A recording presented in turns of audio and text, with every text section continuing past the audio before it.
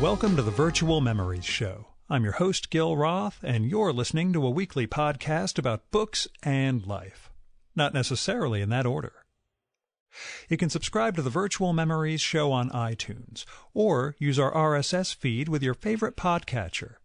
You can find the RSS feed on our websites, vmspod.com or chimeraobscura.com/VM.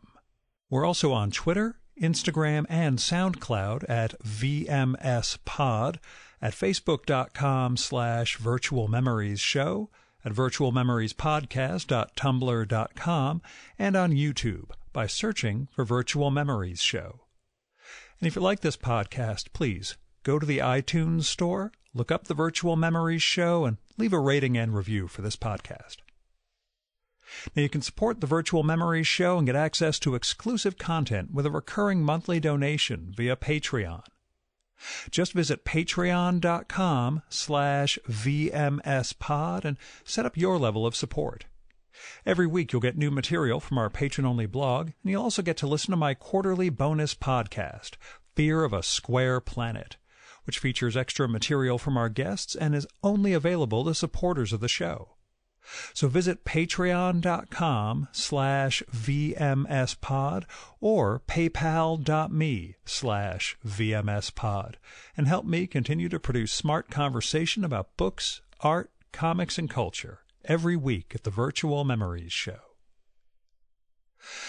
Now, we're in the home stretch for 2017, thankfully. There are only 2 more episodes after this week. One is a conversation, or interview, depending on how you take it. And then we have our annual guest list episode, where 2017's guests tell us about their favorite books they read in the past year and what book or author they're hoping to tackle next year.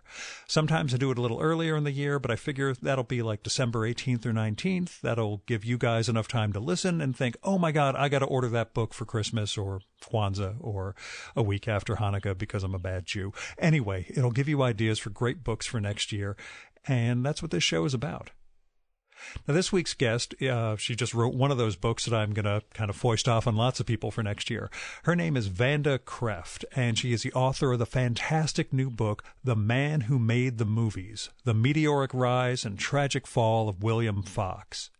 Just came out last week from Harper Publishing. It's an amazing piece of work. William Fox is the Fox whose name is on like Fox Films, 20th Century Fox, and all that. He was one of the early moguls of filmmaking back when the entire industry was still being invented, but he's pretty much been lost to history until now. And there are a bunch of reasons for that, not all conspiratorial. There was a fire that took up most of the studio's film archives, so we don't really know what he made, how great the movies were that he did back in the teens and 20s. There was a big business deal that went south and forced him to give up control of the company. There were some pretty heavy-duty personal animosities, and in a lot of ways, he's sort of been swept under the rug. And this book restores him to prominence. Vanda does this wonderful job of research and writing to kind of bring him into that pantheon of movie pioneers. We have a survivor's bias in this world where we think of all the guys who made it, and whose legacies keep going and going. Fox does have that legacy, but on a personal level, it didn't carry over, so we don't understand until now what he really did and how he really helped shape, I would say, Hollywood, but what he did was pre-Hollywood, including moving out to California to make movies, to move the studio out there. He was pretty much a New York guy. Anyway, I'm rambling on, as is my wont. The book is big. I will tell you that. It's 750 pages plus another 200 pages of endnotes, but I swear to God, it is so compulsively readable. I knocked it out in a week. And I know, you guys know, I'm insane. That said, I started out by thinking, well, if I can do 30 pages a day, our podcast is set for December 2nd. I'll be done a few days before that. I'll have time to prep. After day 1, I was at the 110-page mark, and I just thought, well, let's ride this and see what happens. Literally 7 days, 750 pages. Just so it's a barn burner. She does an amazing job throughout this book. I mean, it covers a lot of topics that I care about. Still, it needs to be well written for that to work. Some of those topics, as I'm sure you're interested in, the intersection of art and commerce, the development of like a new genre of storytelling. Like as movies were being invented, how do you tell a story in a movie different than you would in a play or a novel? These were the guys who had to figure that out on the fly. Understanding audience and how to engage the audience, adapting to new technologies, developing new technologies to advance the art form, building business strategies, the plight of Jews from Eastern Europe who come to America, paternal conflict, as is my want, a whole lot more. It's really, really right up my alley, frankly. Also, the book and this podcast reminded me a little of the podcast I did with Ben Modell, the silent movie accompanist. We did that a year or two back.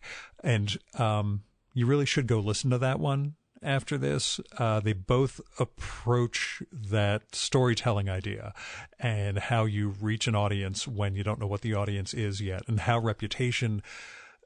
someone who is the biggest thing in his industry and one of the most important people in entertainment is almost lost to memory now.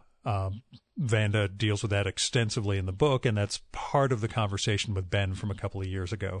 Model is M-O-D-E-L, just like the word model. Anyway, I sort of like it when podcast themes tie together like this, because it makes me feel like there's some continuity to my life. Which, go figure. Anyway, The Man Who Made the Movies is the book. It's great. I cannot recommend it highly enough. Came out just a week ago from Harper Publishing, and the author is Vanda Krefft, Krefft. Now, the only caveat for this one is that Vanda and I recorded in a hotel in Midtown Manhattan. That said, less background noise than I was expecting. Not too much significant. Housekeeping did not knock while we were recording, which I consider a victory. Now here's Vanda's bio. Vanda Krefft is a former journalist who has covered the entertainment industry for publications such as Elle, Redbook, Women's Day, and the Los Angeles Times. In support of this book, she has received a biography fellowship from the Leon Levy Center for Biography at the City University of New York Graduate Center, a senior fellowship from the Daedalus Foundation, a Helm Fellowship from the Lilly Library at Indiana University, an Albert M. Greenfield Fellowship from the Historical Society of Pennsylvania, and other grants and residencies. Which sort of makes me think that besides journalism and a really good biography, Vanda is also aces at writing grant applications. Anyway, her new book is The Man Who Made the Movies, The Meteoric Rise and Tragic Fall of William Fox. And now, the Virtual Memories conversation with Vanda Krefft.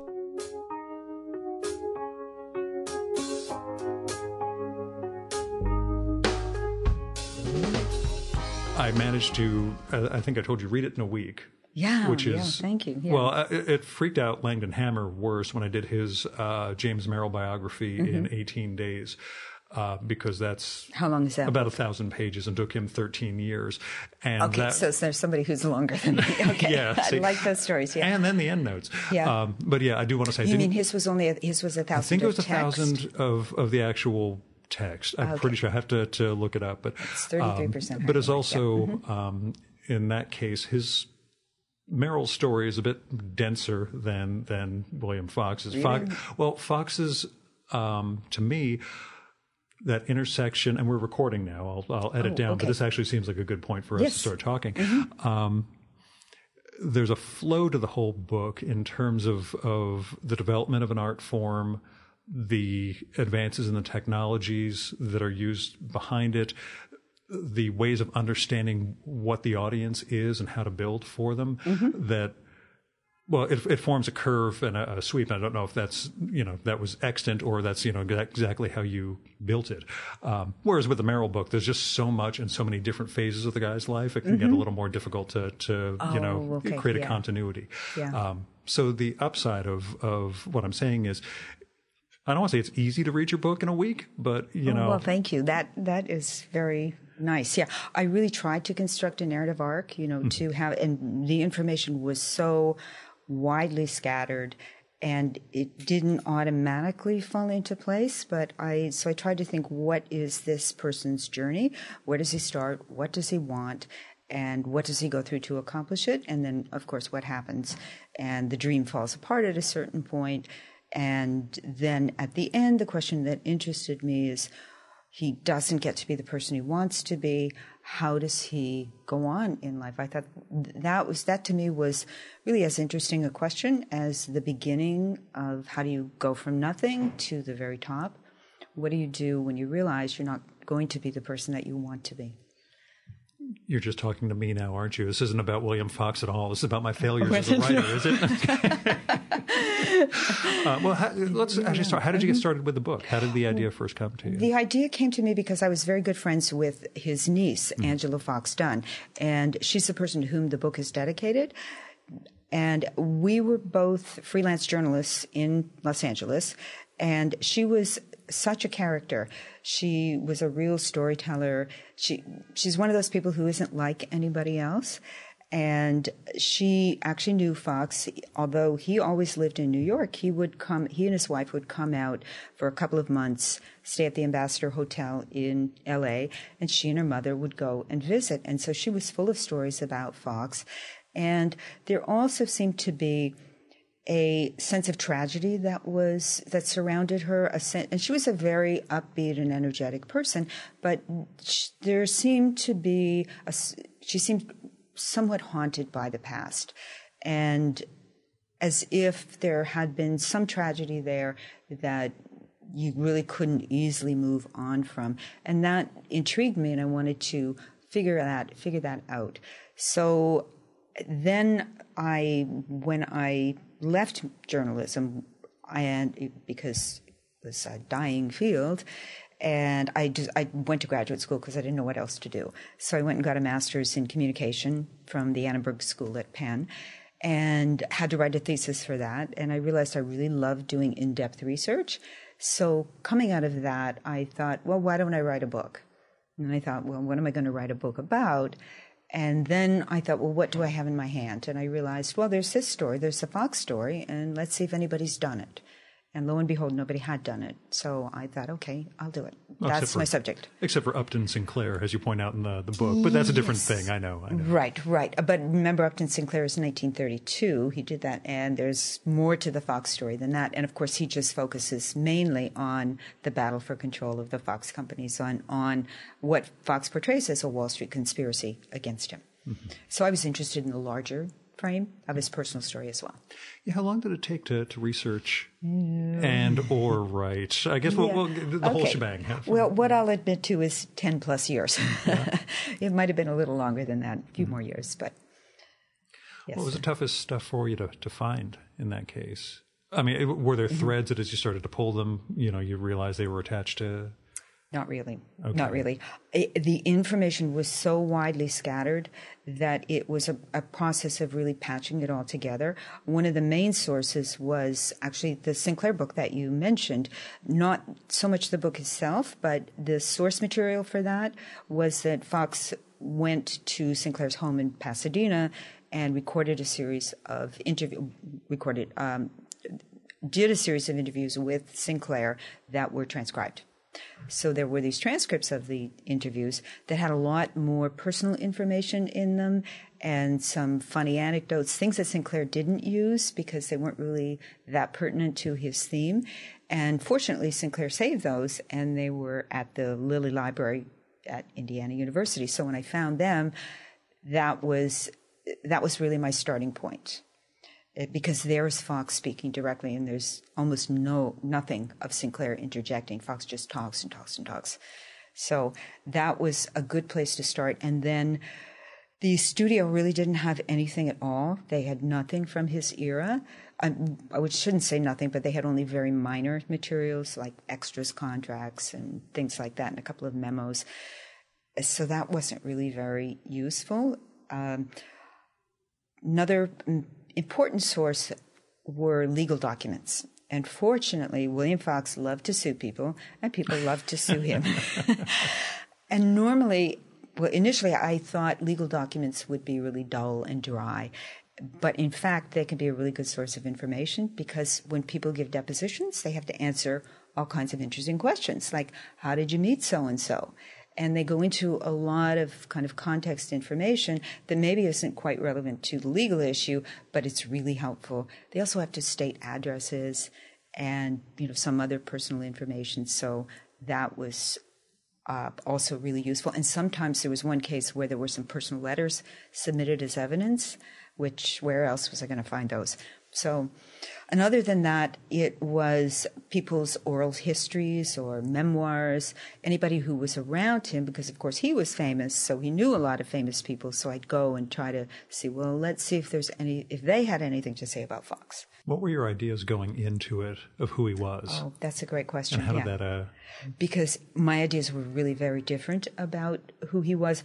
I initially came in with what I'd read. To the scant extent that he's been written about in film history, he's portrayed as someone who built a great company and then overreached himself, got greedy, lost his companies, but deserved to lose them. And that's what I thought the story was.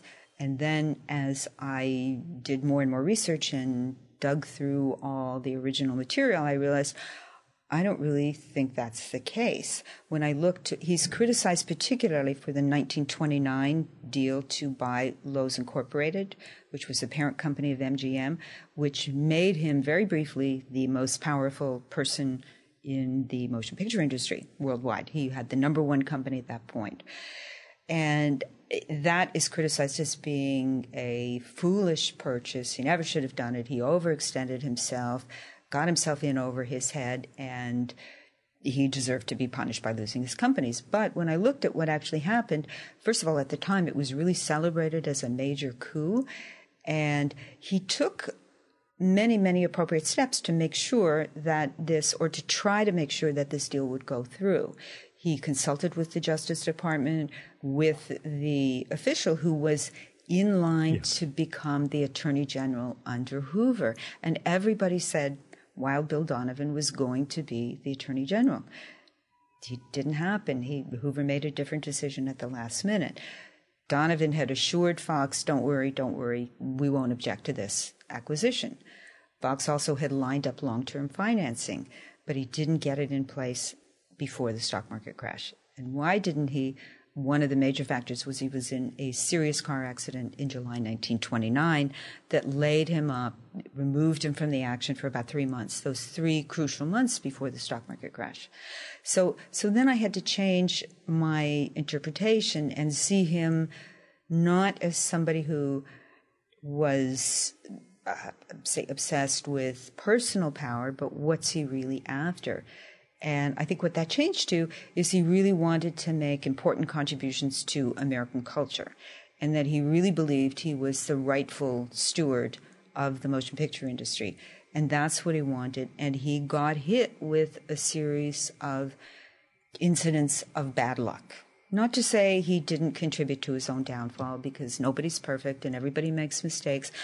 But I think if some of those events had not happened, it would have turned out very differently.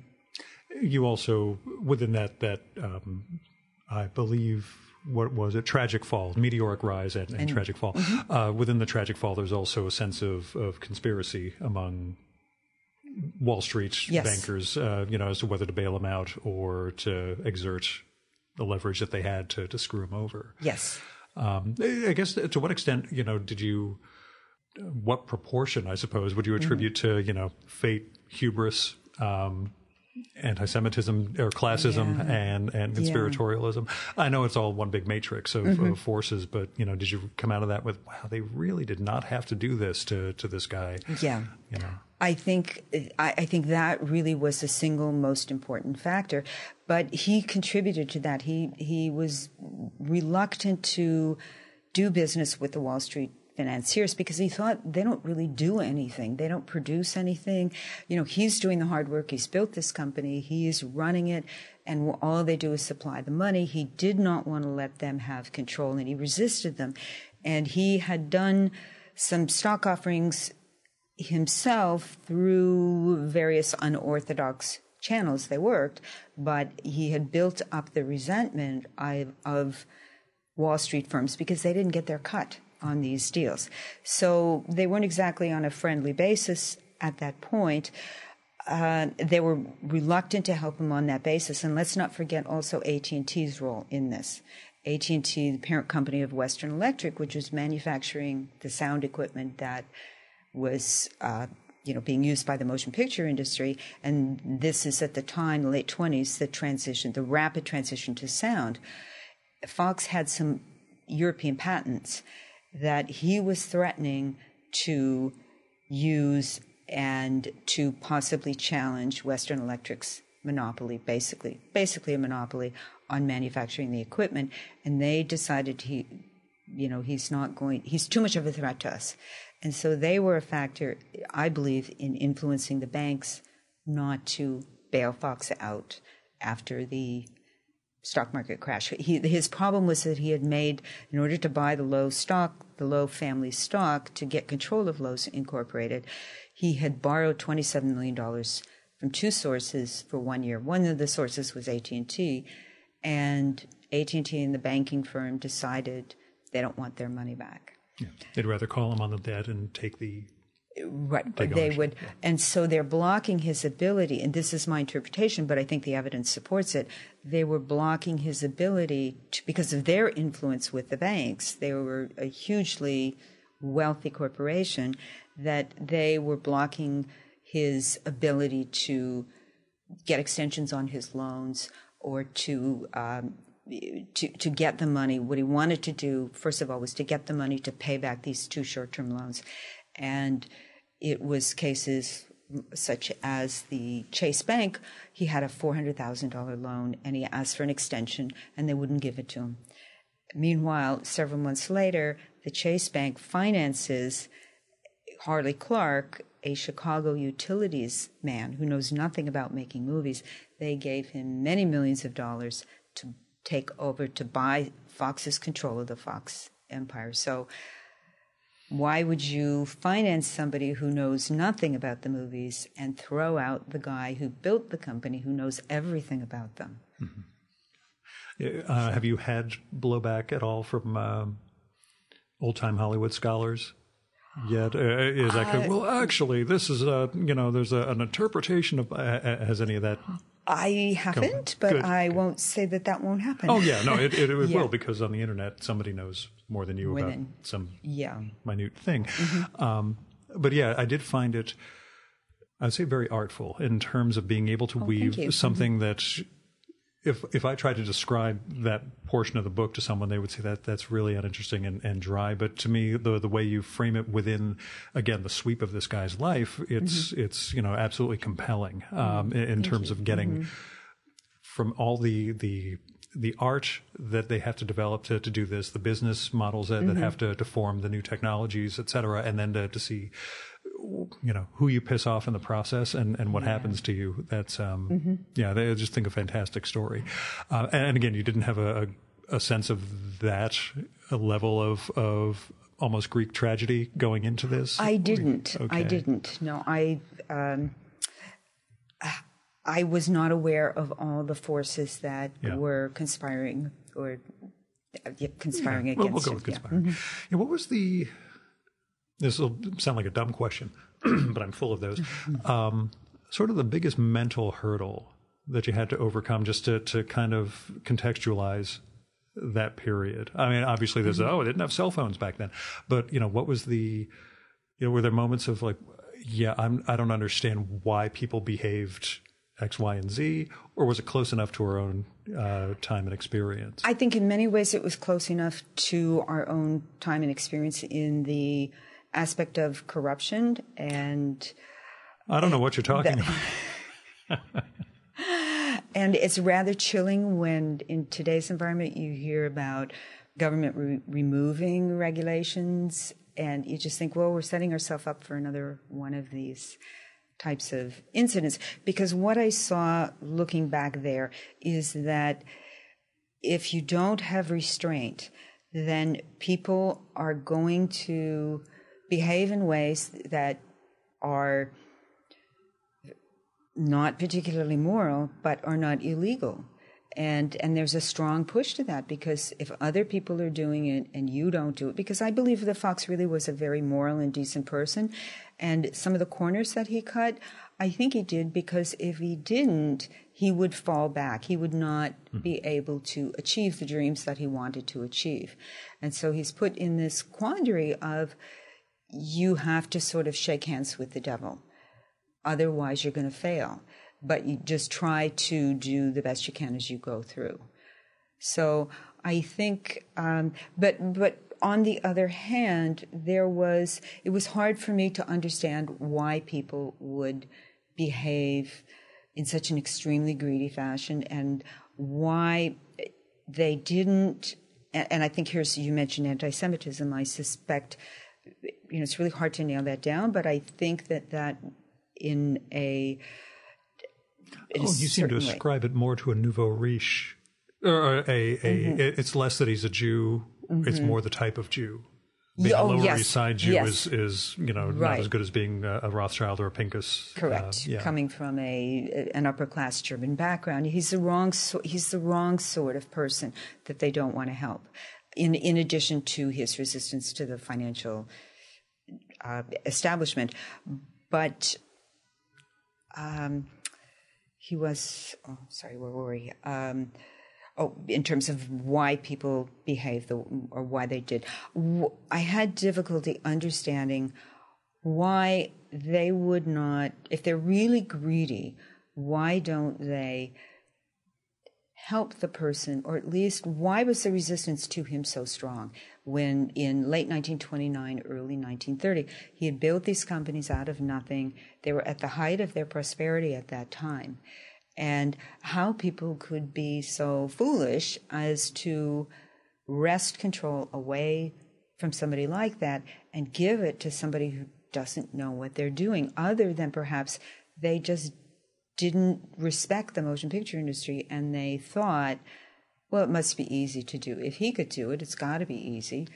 Yeah, and I think that's one of the most interesting aspects of the book is the sense of creating that industry. I mean, you spend a good deal of time with what the studio actually does, as opposed to, and then this movie came out and that movie came out. That idea of building an art form and a whole commercial model around it. When it's something that we treat as part of our day-to-day life, knowing what the box office was for the Avengers movie or something. I guess how tough was that in terms of trying to understand and trying to see people who were figuring out that entire form on the fly? Yeah, I think one of the things that I learned in researching and writing the book was how all the aspects of the movie industry really tied together, at least back then. The fact that how important it was to own movie theaters yourself and to own big theaters, and that means then that you have to get tied in with Wall Street, basically, which was something Fox resisted. But if you didn't have the theaters, as movies get more expensive, as the audience gets more sophisticated, in the beginning they were basically willing to watch anything because, wow, what a novelty, pictures that move. And then they get more sophisticated and movies have to get more expensive, and then you have stars and you have to pay the stars and the costs escalate. And it's really risky. How do you know what's going to succeed? Especially, how do you know what's going to succeed in a year? What audiences will want? So you have to build in some sort of security to that. And the best way to do it is to adopt what was then called the chain store model, which is that you control your retail outlets. And the retail outlets are the theaters. So you make a movie and you're guaranteed, because you own the theaters, that you can get it in there. So you have pretty much of a built-in audience. I mean, unless you make a really, really awful movie. But again, you were speaking about the different frame of mind of a much earlier time. We'd have to remember, what were people's entertainment choices? Well, they had the radio, and comes in about 1920, but there's no TV. And most people are just going to go down to the local theater to do something. So there's a draw even in just going out of your home and going into a public space. And particularly as theaters get fancier, get more lavish, it's an attractive space that itself exerts an attraction for your customers. Mm-hmm. Which ultimately we made illegal, that movie studios couldn't own theaters anymore for that very reason of controlling your method of distribution. What did you learn about the intersection of art and commerce? I guess because that's really a centerpiece until you get to the end where it becomes all about the business. Mm-hmm. That sense of balancing creating an art form and getting an audience to come in and watch? I think it gave me more of an appreciation for the importance of the financial aspect, that's really, money is the fuel that this industry runs on, because it's a product that's very expensive to make. It's not like painting a painting or taking a photograph or even writing a book, which you can do with a pen and a piece of paper. You don't need to have a big production facility. You don't need to hire a lot of other people, and you don't need to motivate them to get them to work together. So what I realized is that, in Fox's focus on setting up the organization and financing it, and also, the money is what attracts talent. And there were, in the case of Raoul Walsh, great director, he came to Fox Film because they offered him lots and lots of money. And Fox was good about that. When he wanted somebody, he went in with his best offer. He's sometimes portrayed as being cheap, but he wasn't. He would make a big, showy offer that you just couldn't refuse. So that's the foundation. And if you don't have that, your talent and your creativity is not going to be realized. Mm-hmm. Yeah, I do find it fascinating that when you take someone like a Walsh, mm-hmm. who knew what a good director was. Mm-hmm. It was still an art form that, was only a decade or so old, mm-hmm. who realized that that guy actually makes a movie better than, the other guys around him do. That sense of this whole, very, very infant form, mm-hmm. and already seeing, how different talent levels show up. Mm-hmm. Similarly, the way that some stage actors just didn't make the transition to film particularly well, which I think you cover also, mm-hmm. With some of and yet you get people who couldn't make it on stage who just had a certain presence when they got filmed. Again, mm-hmm. that whole sense that movies weren't always there, I guess. Mm-hmm. This idea that we had to build the appreciation, understanding of them. Right, and figure out what they were. Do people want short films? Do they really want the feature film? Is anybody really going to sit there for an hour and a half or 2 hours? And there was resistance even to that idea in the mid-teens. And, then they found out that, yes, they do, and that's really what they want. Yeah. Yeah, I mean, you talk a little about the way Fox films, essentially, the lowbrow fare paid for the highbrow stuff. Mm-hmm, mm-hmm. How much of attention was that for Fox, do you think? I know you go into it a little in the book, that sense of, I got to not pedal smut, but, meet the audience where they were, I think maybe is a way to say it. Yeah. I think he always wanted to lift them up, and the way he's portrayed is he made a lot of cheap, lousy movies. Part of the reason I think for that perception is that we don't have many of his greatest early movies. We don't have Cleopatra, 1917, with Theda Barrow, which was a very lavish production. We don't have A Daughter of the Gods, which was allegedly Hollywood's first $1 million movie, and by all reports, a really beautiful, innovative fantasy movie. That's gone. So we don't have Les Miserables, which he made in 1918. So a lot of those early movies have been lost, and so we don't have them to testify to what he did.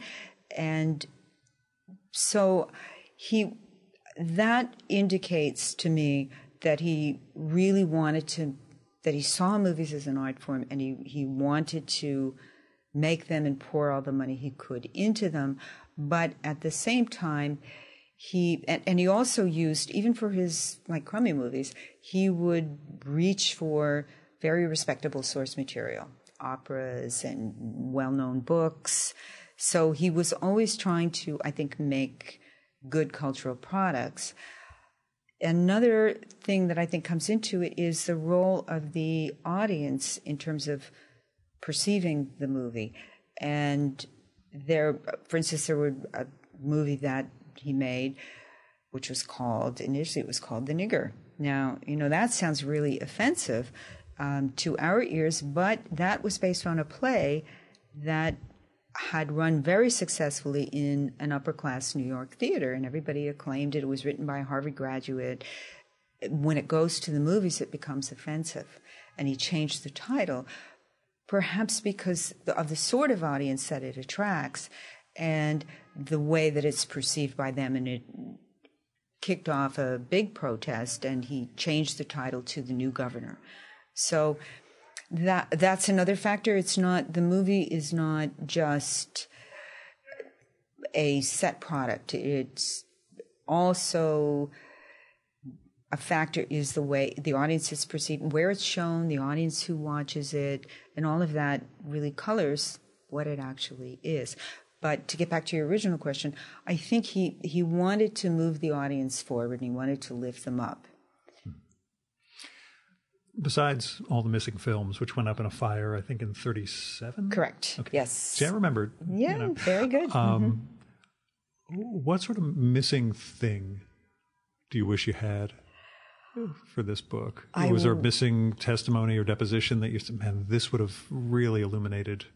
I wish that the studio had not thrown out all of his documents, because that is not there. If his correspondence, there must have been file cabinets full of correspondence from him. The telegrams and memos and stuff. Yeah, stuff. Exactly. Yeah, because these people were not sending emails at that time. And none of that's there. And that would have been really helpful. It was not at the studio. It might be, well, there were a few items, but of related people, but really not of Fox. That's what I wished I'd had. But I think it was when he lost control, they seem to have cleared everything out. Yeah. So, unfortunately. Storage. Yeah. Now, did you have a business writing background before this? No, not at all. How much did you have to learn? Everything. And how steep a learning curve was that? It was a challenge. I thought, though, well, I have a college education, and while I am by no means in William Fox's intellectual league, because he really was brilliant, I thought if he can figure all this stuff out with a third-grade education, then I can probably get a grasp of it. Yeah. So we're counting Penn as an Ivy, right? Oh, indeed it is. Good. Yes. Yeah, just making sure. Thank you very much. Yeah. So I had to. So I sort of tried to put myself in his place and think, okay, how's he going to figure this out? And unfortunately, when he talks about things, he's very down to earth, and he will explain it in terms. When he was talking to Sinclair, he would explain it in terms that the average person can understand. So that made it a little bit easier to go through a lot of these documents. But I had to figure out, for instance, I didn't really understand what it meant when somebody says they're buying a company. Does that mean you're buying the building and the desks and the lamps? I don't get it. What it means is that you're buying the stock, controlling block of stock in the company. So you don't own the building, you don't own the land, but you own control of it.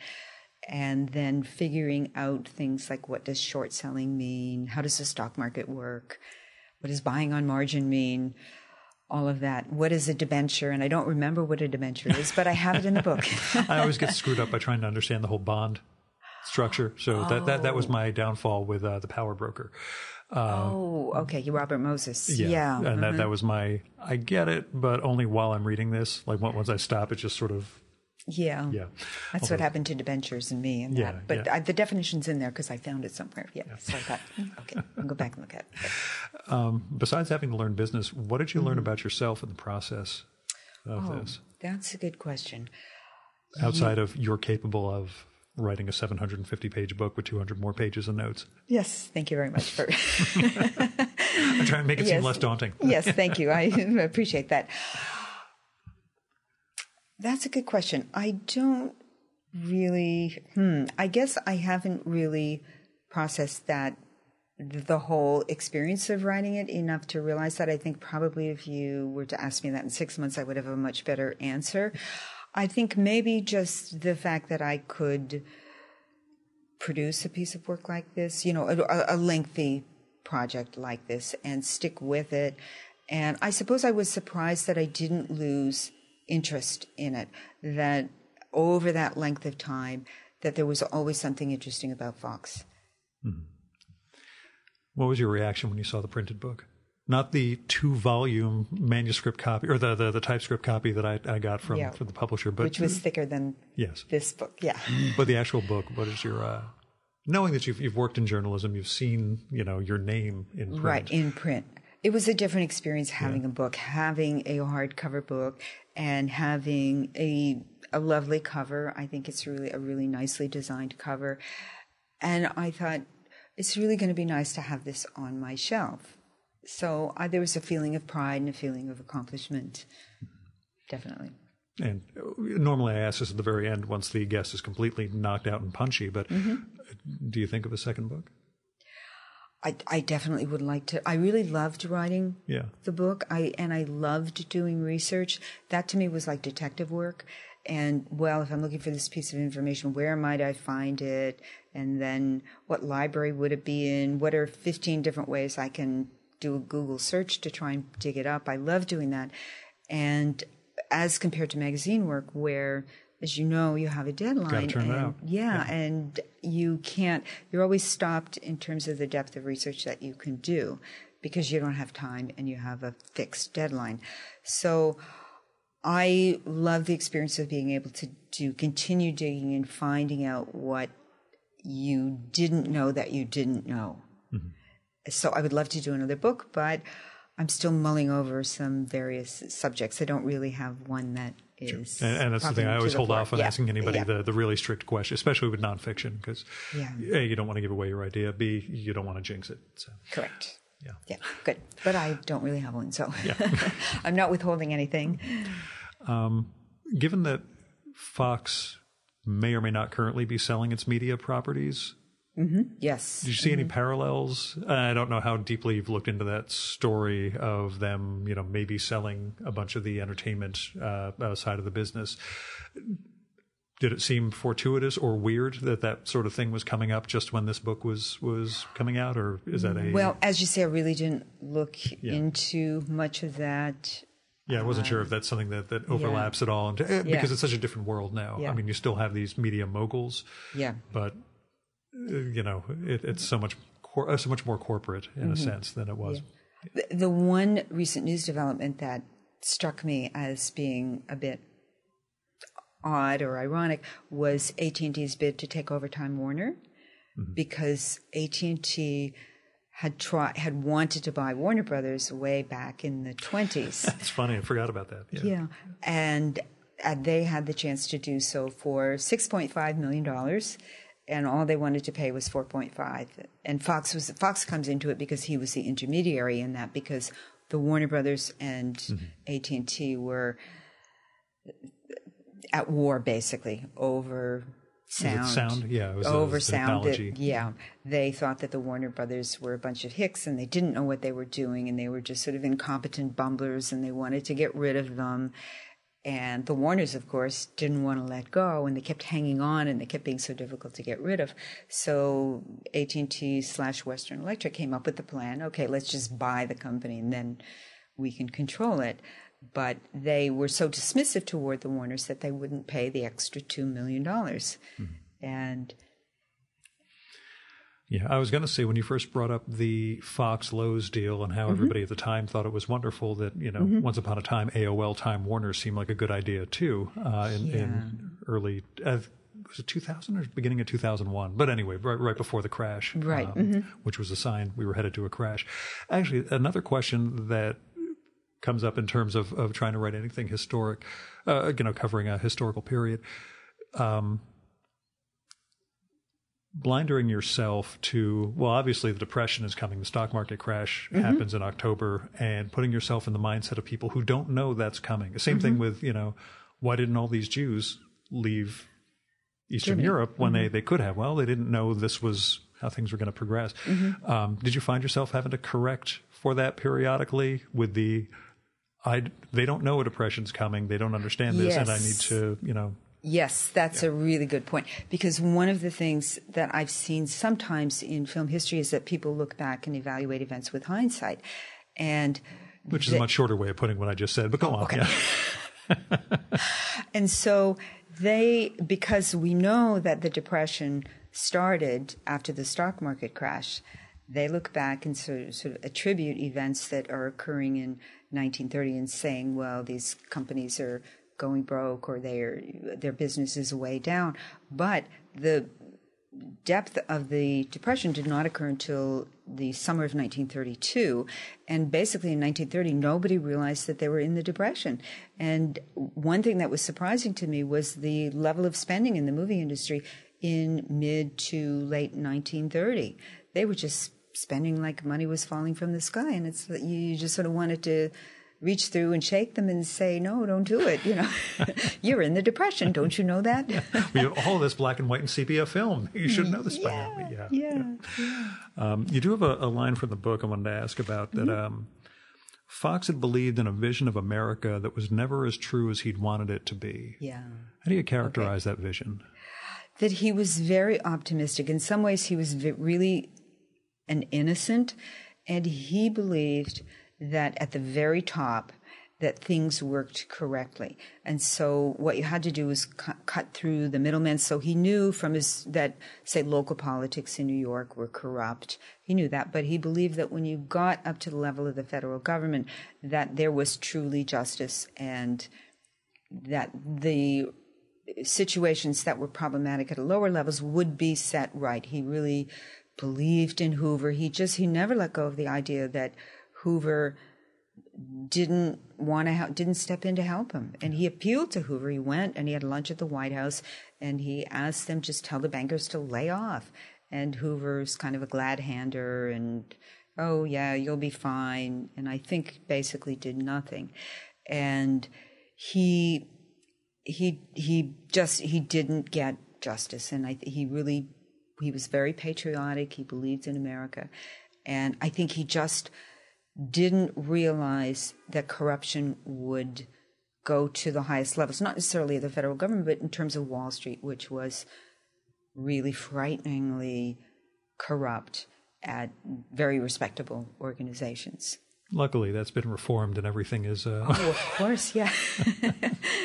They're behaving like Boy Scouts. Yeah, of course. Mm-hmm. After we now have a tax exemption for private jets. We do. Well, that was part of, we don't have it yet. It was part of the Senate bill that was signed yesterday, exemption for. Oh, my. Yep. Okay. Going to class warfare. But okay. Speaking of class warfare, you're Canadian. Yes. And are you still Canadian or did you get naturalized as an American? Yes, I'm an American citizen now. Yes. Yeah. When did you come over when did you come south from Canada initially? From south. Just before I turned 13. Okay. Which was, some years ago. Did you consider yourself Canadian culturally, well, as opposed to an American, or do you feel like an American? At that point, American culture suffused Canadian culture. I mean, the shows we watched on TV were American shows. Right.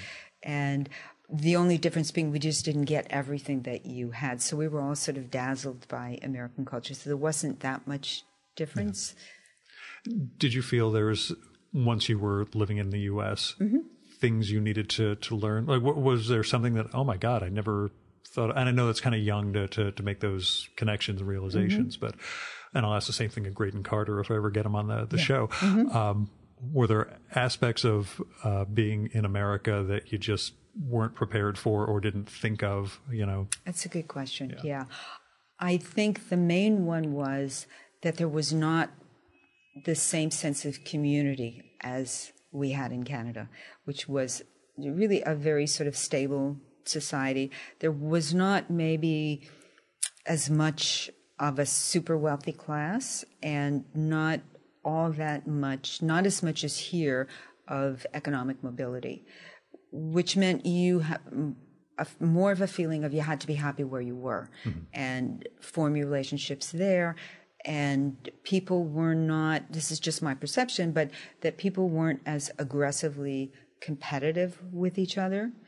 So, and when we came to the United States, what I saw was going into classrooms and in school where you had to be very assertive in terms of even just making friends. And my experience before that in Canada was when you're the new kid in school, because we'd moved a few times, everybody congregates around you because, wow, you're the novelty and everybody wants to be friends with you. Very different. So I think what struck me really was the competitiveness and the you're on your own and it's up to you to make of your life what it will be. And buy guns. I'm just kidding. That's What got you into writing? Because as a child, I was very, very shy. And I hated speaking in class. If I had to give a presentation, I would rather face a firing squad. And so I realized I'm going to fail if I don't learn to compensate. So that's why I think I just thought I better get good at something, and writing became it. So that was my way not to fail my classes. Yeah. Were there writers in particular you're reading as a kid who did I like? Sparked you? I read, like everybody else, fiction, but I would say the Nancy Drew books as a kid, detective stories. So that was applicable to writing this book in terms of thinking Girl detective. like it. Yes, they're very good, yeah. And then all the usual suspects, Jane Austen, Charlotte Bronte. Girl depressive as opposed to girl detective. Yeah. There's a weird question, but going over your history and work, you did work at a newspaper in my area of northern New Jersey. Well, first, that realization that you were a professional writer. A, did it fill your parents with dismay? And B, what was it like? That sense of I'm an up and coming journalist. I'm going to make it in this space. Yeah, I think that it was a really good experience for me because it was also good in sort of overcoming that shyness, because I was a beat reporter. I covered a couple of towns, and I had to go to, your standard city council meeting and the school board, and you have to go up and talk to these people. And I remember just thinking, if I don't go over and ask the mayor this question, I'm going to get fired because I won't have a story. So, or if I don't pick up the phone and call the superintendent of schools, again, same thing. So it forced me to really overcome that.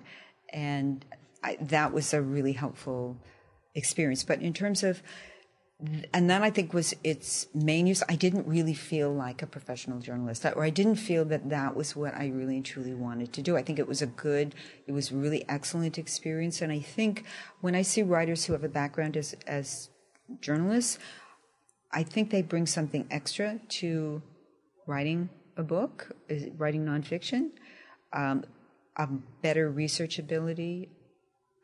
And then we can go back to Robert Caro as the example of that. Yeah. Maybe it's overkill, but 1,100 pages with another, 400 or 500 that were cut for the Power Broker, plus 5 volumes on Lyndon Johnson. Yeah. I think he said it repeatedly, that all comes from working at Newsday. Oh, I didn't know he said that. All comes out of his journalism background. Yeah. Both the method and technique and that endemic sense that there is a story. It's usually corruption when it comes around government and why things are the way they are. So yeah, that sense of having to go ask the question. How much did that play into the interviews you had to do for the book? Your reporting background, knowing what to ask and when to shut up, which I'm still figuring out myself. I'm just kidding. So. No, you don't have that problem. That's a good question, because that was another thing that that the journalism background helped with, is I would record my interviews and then, play them back and transcribe them. And so many times in the beginning, I just wanted to say to myself, shut up, just let the other person talk. And then there were other times when I thought, didn't you hear what the subject just said?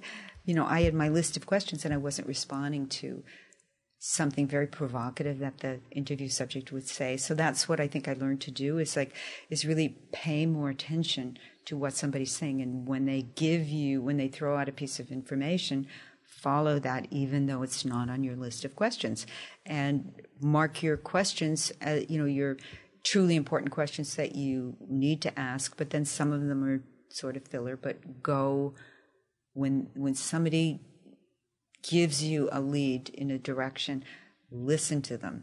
So that, I think, was very helpful. And how to figure out when someone's trying to not tell you. Yes. Something. Oh, very true. Yeah. Yes, very true. Yeah. And then how to circle back in a way that's not rude or an attack.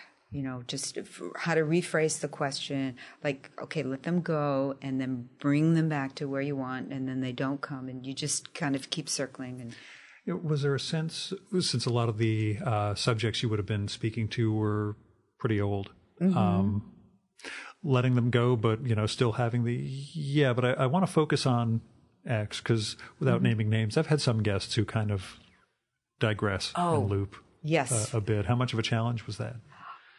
Again, I think because of the journalism background that I've confronted that situation so many times that you just sort of, okay, you see what they're doing, and then you know that you have your agenda that you have to fulfill. So you just develop techniques of bringing them back around and not forgetting what your question is, and I need to get that answer. Yeah. So you were the editor of Playgirl at one point. Oh, that's no. one of my interview techniques is to throw something completely out of the blue. If you don't want to discuss it, we'll cut this whole part. No, that's okay. No. Okay. You did your research, Gil. And there isn't a ton. You do not have a huge online presence. Oh, okay. Which everything is about the book and present stuff. It's very difficult to find anything, older about you. Yeah. So, I guess working in print before things really went digital is a plus for some people. Mm-hmm. What went into that? Okay, well, it was a real magazine back then. Yes. That's what I would like to say. We did real articles. I was hired to be the features editor, and it was basically writing to, like relationship stories. That's really what it was. But very soon after I was hired, the entertainment editor quit. And he was actually, it's funny how worlds collide later on, but Patrick McGilligan, who is now a film writer, he writes film books. He did most recently Young Orson. He did a Fritz Lang book. Yeah, he's one of your blurbs on the book. Right, yeah. Nicholas Ray, he did Oscar Michaud. So he's got this stack of film history books, but it's just funny. Anyway, he had just recently quit, and so they came to me and said, well, how would you like to be the entertainment editor too? I said, sure, I'll do that. So... But as I said, I really want to emphasize it was a real magazine. Oh, yeah. No, trust me. When I started in 1995 after grad school, the two editorial gigs that opened up in magazines for me were Auto Laundry News, which is where I went, Business to Business magazine about the car wash industry, or Swank, because their offices were in Paramus. Girly magazine, porn magazine, I guess.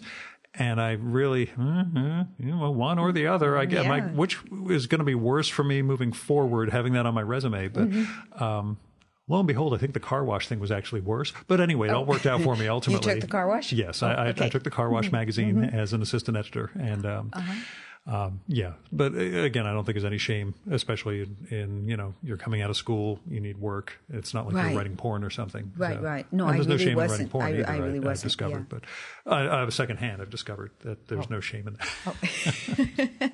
No, we did. Honestly, we didn't do any of that. One of the writers was, in fact, David Thompson. I probably shouldn't mention that for him, but David Thompson, the Encyclopedia of Film. Yes, correct. Yeah, he used to write articles for us too. Yeah. Because everybody's got to make a buck, basically. And we would publish it as he wrote. Mm-hmm. So. And was that the start for you of entertainment coverage? And I guess that's a meta question of mine. I mean, did you have an interest in this area as opposed to the character William Fox? Was the entertainment industry something you... Yes, right. And after that Playgirl experience... I wrote a lot for women's magazines, did a lot of celebrity interviews. Because that was something being in LA, that was a specialty you could have. You weren't, the New York writers weren't competing with you for that. That was the one territory that we could really occupy. Did you have strategies for you have 15 minutes junket stuff, or did you have to do many of those? I didn't do many of those. No, mostly what I did were one-on-ones, and you'd get usually about an hour, and then, or at least they'd budget an hour, but then the person was comfortable. Banter, shtick, setup, and and then the person, or they would limit the time initially because they didn't know what you were going to be like. But then once you get the conversation going, you could keep the person for an hour and a half. You just keep talking and hope that the pesky publicist didn't come over and Which is why I asked you about your hard stop before we got rolling, because I didn't want to be too charming and have you say, "Oh, Gail, unfortunately, I have to leave." But you know, what time is it? Oh, it's 12:05, so you got plenty of time. Okay. So, yeah. And was that Gay Talese, Mr. Sinatra has a cold thing, sort of the Bible going into doing press write-ups? What is that? There's an article by Talese many years ago that's essentially supposed to be the greatest write-around ever. Never getting to Sinatra, but doing this whole gigantic profile in Esquire about Sinatra that all centers on the fact that you couldn't get access to him. Oh, okay. So, yeah. That is pretty good. Never had to do one of those. No. Yeah. Was there anyone you kind of plotzed around? And I know you have to get over that professionally, and I'll ask the same thing about writers. If there's anyone you've met in writing or journalism that you've had that reaction around too. Is there anyone you're just kind of speechless in your own field? You mean anybody that I was first so on the celebrity amazed side, by, and then or... like if I was sitting down with Philip Roth, it would be a little problematic for me. Okay. He's not that. I took a class with him at Penn, actually, as an undergraduate. Because seriously, if you have a connection, I'm just no. If I did, I'd give it to you. But do you get starstruck at all? Within a do I get starstruck though within your? No, I don't, because I think they're human beings, and to some, especially I hate to say this, but especially performers are people who have been selected, and there's a certain aura that surrounds them simply from the fact of having been selected, not necessarily inherently in them. So, and I think in interviews, what I always try to do is get at the human aspects of them, and the nicest ones reveal that, and the ones who aren't so nice have a wall up, and then you realize that they're human too for putting up that wall. So there wasn't anybody that I was really awestruck by or speechless before. Anyone you left really pissed off at? Without naming. Oh, that's a good question. I'm not imply people, unless it's someone who's dead, in which case, Yeah, well, there was an actor one time who was just very resistant and suspicious of me, and the interview just went nowhere, and I don't know. And I was being nice. I don't know what, not that I've been mean to people, but sometimes they're having a bad day. Or a bad life. There's also this is just who they are and how they're going to be. Because it's something I asked Clive James. I can't remember if it was in the episode or not. The value of interviewing actors as opposed to writers. And should we expect much? And he said, they're beautiful vessels. You shouldn't expect that much, as much as you would get from somebody who spent 10 plus years researching and writing a book. They might have a little more to talk about than someone who recites other people's lines. And you do, I remember one person that I interviewed where there's something of that syndrome, where I interviewed Michael Landon from Little House on the Prairie and way back from Bonanza. And he was charming. He had these wonderful stories that he told. And I left thinking, wow, that was a really good interview I got. And then I went back and read previous interviews, and he told the exact same stories with the exact same, I suppose, spontaneity. And I thought, this guy's a real good actor. Well, I think but I still liked him. There's certain guests I have that with. There's some people I've worked assiduously to avoid the questions that they've been asked a bunch of times, or the stories I know they tell every time they do one. I've had one guest who I'd heard in 5 different shows tell the same batch of stories, and I basically contrived the entire conversation to keep him from getting to those points. And I could see him getting more infuriated as it went by, but to me that was some of the fun of the conversation, was seeing him struggle to have to say something else instead of the prepackaged quote. What have you been asked too often about the book? Because I know you've done a couple of other shows so far. Nothing, I would say. Everything's been pretty fresh. And I think I just like talking about the book instead of sitting down and writing it. So, and the questions are really good, because then they force me to think about the material maybe in a slightly different way too. Do you still have, and I'm sure with the interviews it's come rushing forward again, the depth of knowledge and research that you developed? You know, is it things you didn't know you knew that when people start asking, you're like, well, actually, to understand that, you really have to go back to, you know, and articulate something you hadn't previously articulated? Well, I think because I spent so much time on it, and because it was such a challenge to put it together into a narrative, that I think I went to the extreme extent of my ability to think about anything related to this. So there are undoubtedly many ideas that perhaps are possible in this story that didn't occur to me and probably won't occur to me, but maybe occur to somebody else. Mm-hmm. Yeah. So I feel like I looked at everything from as many angles as I could possibly figure out.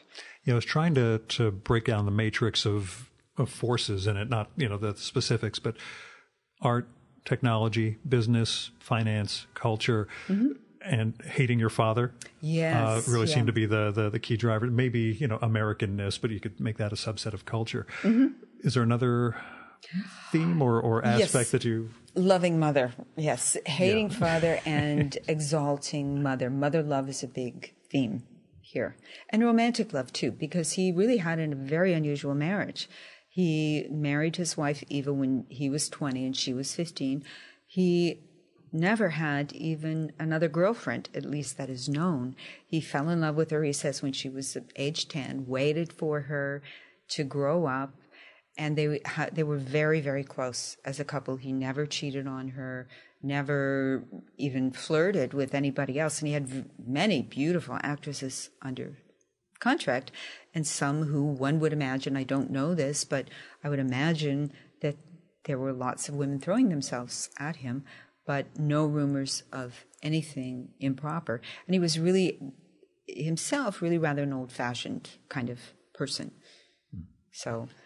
One of the key aspects to me, or one of the interesting questions for me, he quits school, basically. You said it after third grade. He has to take care of the family as an 8 or 9 year old because his father cannot function in that role.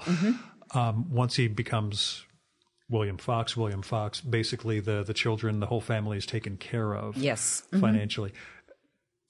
Paradoxically, how damaging do you think that was, especially from talking to Angela? You know, how much was that a negative, I guess, not having to... I think it was a very big negative. These people didn't have to stand on their own 2 feet. They didn't have to go out and get an education, get knocked around by the world and learn some lessons and develop some strength. But I think from his point of view, coming from the Lower East Side and all those brutal conditions, he wanted to protect them from that.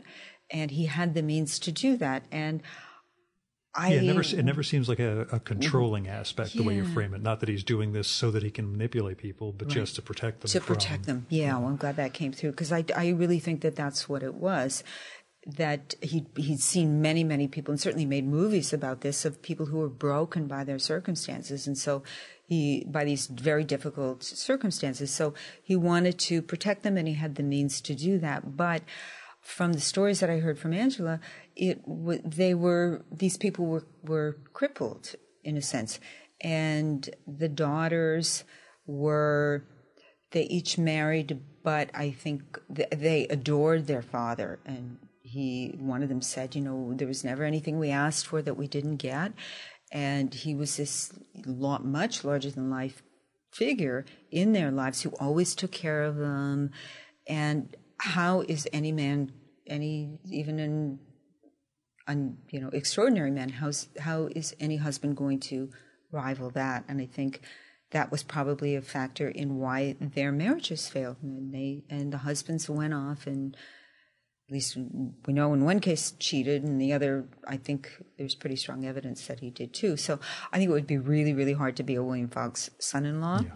And so they are dismissed. But the rest of the family, everybody was on the Fox payroll in one way or another.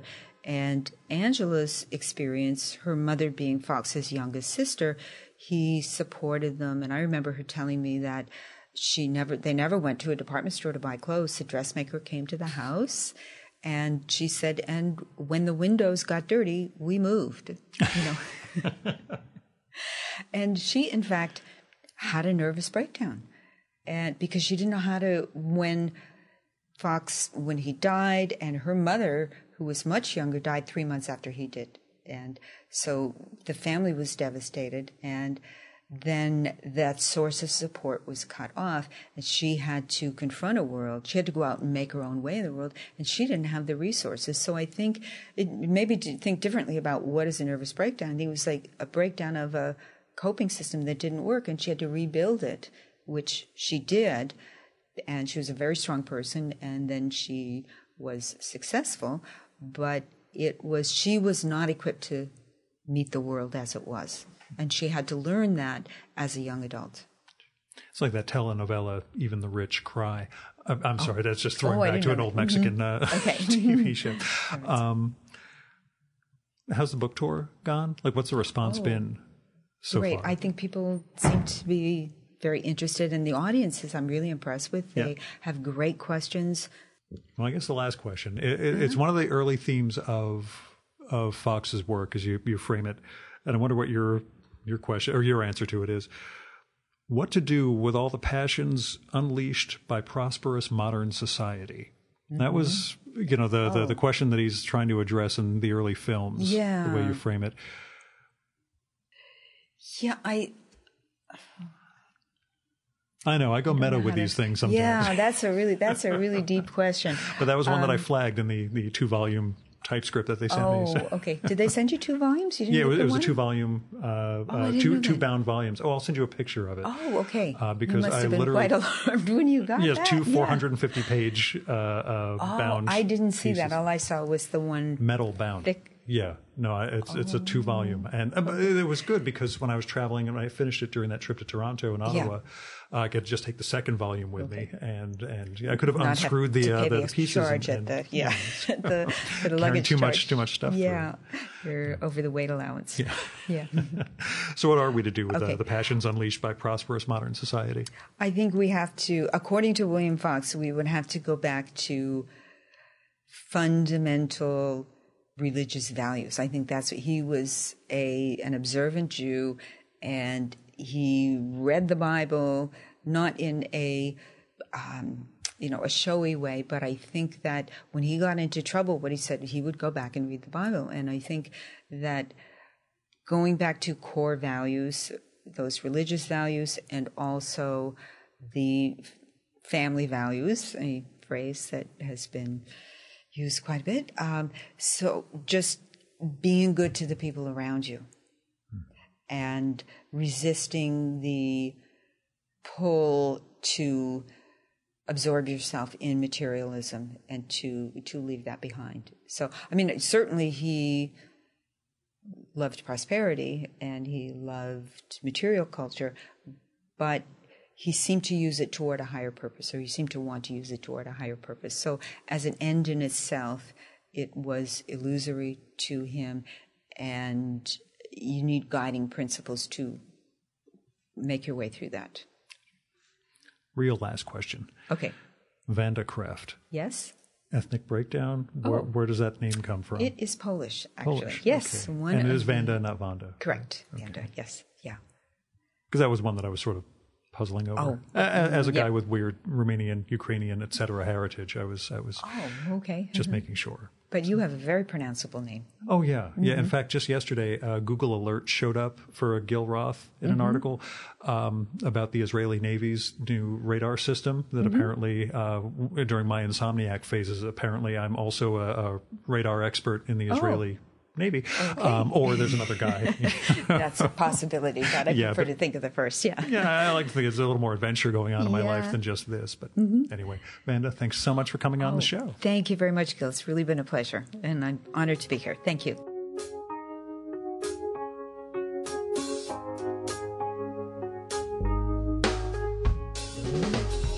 And that was Vanda Krefft. Her new book is The Man Who Made the Movies, The Meteoric Rise and Tragic Fall of William Fox, from Harper. I loved it, and it's an Amazon Best Book of December 2017, so they love it too. You can find it in your favorite bookstore. Now, Vanda's got a pretty perfunctory website at vandakrefft.com, so you should go to the Facebook page for the book, which is facebook.com/manwhomadethemovies. It's got lots of links and stories about the new book. You can also search it out through Harper Publishing's website. And if you're looking up Vanda, her spelling is Vandakrefft. Now, once we wrapped up the main session, I asked Vanda, so, who are you reading? If you want to hear her answer to that, you'll need to become a supporter of the Virtual Memories Show so you can get access to our quarterly bonus podcast, Fear of a Square Planet. The newest episode of that went up a few weeks ago, and it has an hour of extra material from our past guests. You can get access by supporting the show at patreon.com/VMSpod or paypal.me/VMSpod. I've got all sorts of goals and goodies in place for patrons, including that podcast, patron-only blog, handwritten show notes for all the episodes, series of ebooks that I probably will get around to at the very end of this year since I'm taking a week off from the show on December 26th. We'll see. So go to patreon.com/VMSpod and support the art of fine conversation. Now, I recorded the segment with Vanda at a hotel in New York, so that's the usual $10 at the George Washington Bridge, $32 for parking because it was a weekend, $6 for the subway, and $5 for coffee because I went to a fancy schmancy place that does pour over. If you want to help defray some of the costs of the Virtual Memories Show, like web hosting, travel, equipment, and coffee, or just toss me some money because you think the show is worth it and you're glad I'm out here doing this, then visit patreon.com/VMSpod or paypal.me/VMSpod. Make a one-time or recurring donation. A special thanks go out to Kevin Katila, John Wendler, Fred Kish, Jonathan Kranz, Stephen Nadler, Wallace Wilde Minozzi, Andrew Mason, Greg Tanner, Garrett Zecker, Craig P. Steffen, Jack Lescamella, and Ron Slate for going over and above in their support of the Virtual Memories Show. And we have a brand new over and above supporter in Noah Van Sciver, a cartoonist. At least I think it's Van Sciver. I don't think I've ever heard it said out loud. Anyway, we've got the full list of show supporters at chimeraobscura.com/VM. Our music for this episode is Nothing's Gonna Bring Me Down by David Bayerwald, used with permission from the artist. And that's it for this week's Virtual Memories Show. Thanks so much for listening. If all goes according to plan, which once again means we haven't recorded it yet, we'll be back next week with Cullen Murphy, editor-at-large at Vanity Fair and author of the new book Cartoon County, My Father and His Friends in the Golden Age of Make-Believe. That came out of the chance meeting I had with Graydon Carter, the outgoing editor at Vanity Fair that I that I told the whole story of a couple of weeks ago. He suggested I do a piece on this book, and when I read it, I was knocked out. Anyway, I hope you'll get to hear that next week, provided Colin and I get together this week to record. And that'll be, as I mentioned earlier, our last interview episode of the year, followed by the annual guest list episode, and then a week off as we get ready for 2018 and the 250th episode of the Virtual Memories Show. Till next time, you can subscribe to the Virtual Memories Show and download past episodes at the iTunes Store or at soundcloud.com/VMSpod. You can also find all our episodes and get on our email list at either of our websites, vmspod.com or chimeraobscura.com/VM. And the email is this thing I send out every week when a new episode goes up. It's got info about this week's episode, previous week's episode, and then I just kind of write a little bit. And some people kind of dig that. I know I do. Anyway, you can also follow the Virtual Memories Show on Twitter and Instagram at VMSPod, at Facebook.com/Virtual Memories Show, at VirtualMemoriesPodcast.tumblr.com, and on YouTube by searching for Virtual Memories. And if you like this show, please go to iTunes, look up the Virtual Memories Show, and leave a rating and review for us. That'll help us build a bigger audience. Till next time, you've been listening to the Virtual Memories Show. I'm your host, Gil Roth, and you are awesome. Keep it that way.